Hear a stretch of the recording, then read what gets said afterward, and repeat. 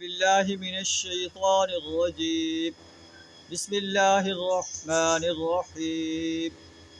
وقالوا لن نؤمن لك حتى تفجر لنا من الأرض ينبوعا أو تكون لك جنة من نخيل وعنب فتفجر الأنهار خلالها تفجيرا أو تسقط السماء كما زعمت علينا كسفا أو تأتي بالله والملائكة قبيلا أو يكون لك بيت من زخرف أو ترقى في السماء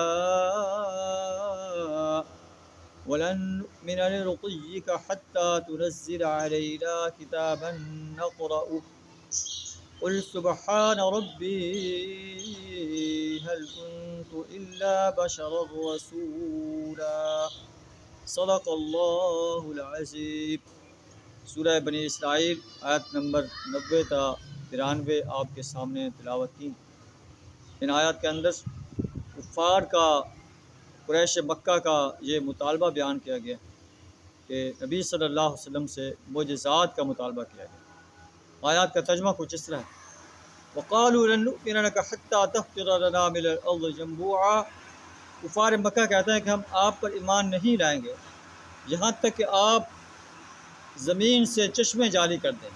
مکہ کی زمین جو ہے بڑی خشک زمین ہے، ویران زمین ہے، آپ اس سے چشمے جاری کر دیں تاکہ ہم اس سے اسے کاشت کر سکیں، اس سے فصل حاصل کر سکیں۔ او تکون لک جنۃ من نخیل وعنب، یا آپ کے لیے کوئی کھجوروں کا اور انگوروں کا باغ ہو۔ فتفجر الانہار خلالها تفجیرا، اس میں آپ نہریں جاری کر دیں۔ آپ اپنے روزگار کے لیے مارے پھرتے ہیں، آپ کا باغات ہوگا کھجوروں کا، انگوروں کا، تو ٹھاٹھ سے اپنی روزی حاصل کر سکیں۔ او تسقط السماء كما زعمت علينا كسفا، یا آپ ہم پر آسمان کا کوئی ٹکڑا گرا دیں جیسا کہ آپ کا یہ دعویٰ ہے کہ اگر ہم نے آپ کی دعوت کو رد کر دیا اللہ کا عذاب تم پر نازل ہو سکتا ہے۔ او تأتی باللہ والملائکۃ قبیلا، یا اللہ اور فرشتوں کو ہمارے سامنے لیا تاکہ ہمیں پتہ چل جائے کہ اللہ بھی موجود ہے اور فرشتے بھی موجود ہیں۔ او یکون لک بیت من زخرف، یا آپ کے لیے کوئی سونے کا گھر ہو، پتہ چلے کہ آپ اللہ کے نبی ہیں۔ او ترقی فی السماء، یا آپ آسمان پر چڑھ جائیں۔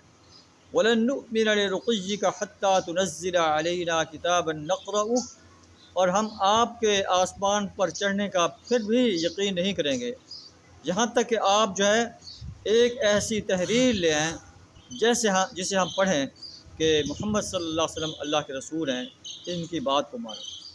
اللہ فرما رہا ہے: قل، اے نبی صلی اللہ علیہ وسلم اب کہہ دیجئے، سبحان ربی، میرا رب پاک ہے، هل کنت الا بشر رسولا، نہیں ہوں میں مگر ایک بشر رسول۔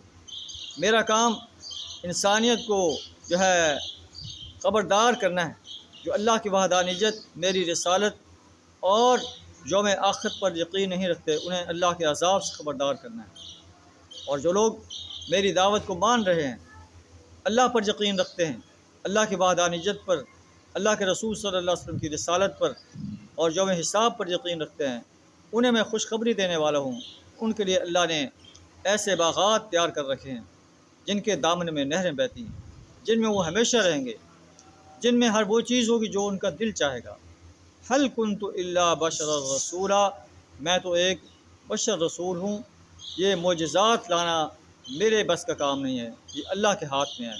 اللہ جب چاہتا ہے تو پھر کفار کو ان کے منہ مانگے معجزات دے دیتا ہے، اور یہ معجزات آنے کے بعد جو لوگ پھر بھی اسلام کی دعوت کو قبول نہیں کرتے انہیں صفحہ ہستی سے مٹا کر رکھ دیا جاتا ہے۔ اللہ سے دعا کریں ہمیں توحید رسالت کا صحیح شعور عطا فرمائے اور یوم حساب پر پکا یقین رکھنے کی توفیق عطا فرمائے اور اس کے لیے تیاری کرنے کی توفیق عطا فرمائے۔ وآخر دعوانا الحمد للہ رب العالمین۔